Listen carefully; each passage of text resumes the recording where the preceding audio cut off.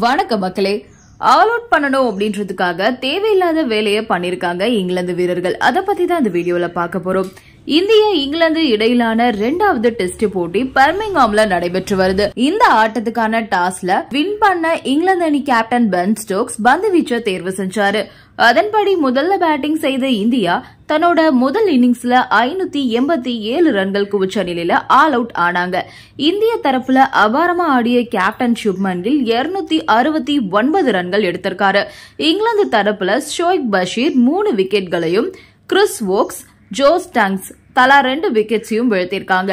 இதனை அடுத்து தன்னோட முதல் இன்னிங்ஸ தொடங்கிய இங்கிலாந்து அணி தன்னோட முதல் இன்னிங்ஸ்ல 2ஆம் நாள் ஆட்ட நேர முடிவுல 20 ஓவர்கள்ல 3 விக்கெட் இழப்புக்கு 77 ரன்கள் எடுத்திருக்காங்க.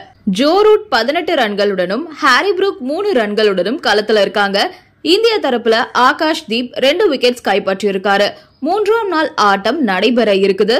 இங்கிலாந்து அணிக்கு எதிரான 2வது டெஸ்ட் போட்டியில இந்திய அணி முதல்ல 500 ரன்களுக்கு மேல குவிச்சு அசத்திருக்காங்க. இதன் மூலமா இங்கிலாந்து மண்ணுல 18 வருஷத்துக்கு அப்புறமா இந்திய அணி 500 ரன்கள் கடந்திருக்காங்க. முதல் டெஸ்ட் போட்டியில இந்திய அணி இதே மாதிரி 500 ரன்களுக்கு மேல ரன் குவிப்பாங்க அப்படின்னு எதிர்பார்க்கப்பட்டுச்சு. ஆனா கீழ்வரிசை வீரர்கள் சொற்ப ரன்கள்ல ஆட்டமிழந்தாங்க. கடைசியா இந்திய அணி 2007ஆம் ஆண்டு லண்டன் ஓவல் டெஸ்ட் போட்டியில 664 ரன்கள் எடுத்தாங்க.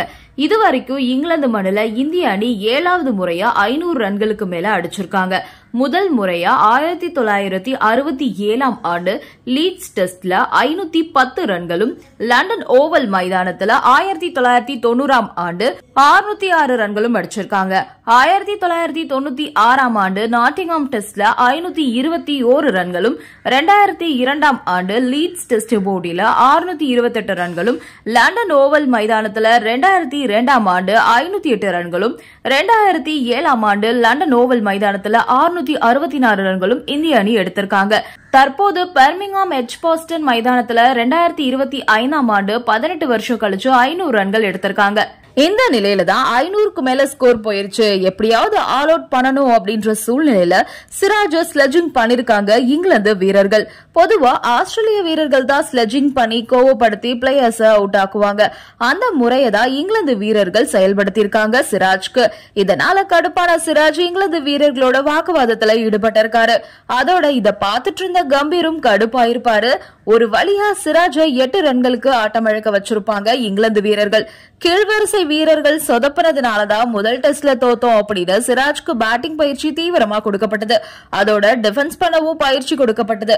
23 பந்துகளை எதிர்கொண்டு 8 ரன்கள்ல ஆட்டம் இழந்திருக்காரு சிராஜ். இந்த வீடியோ உங்களுக்கு பிடிச்சிருக்கு அப்படின்னா லைக் பண்ணுங்க, ஷேர் பண்ணுங்க, மறக்காம சப்ஸ்கிரைப் பண்ணிடுங்க. நன்றி, வணக்கம்.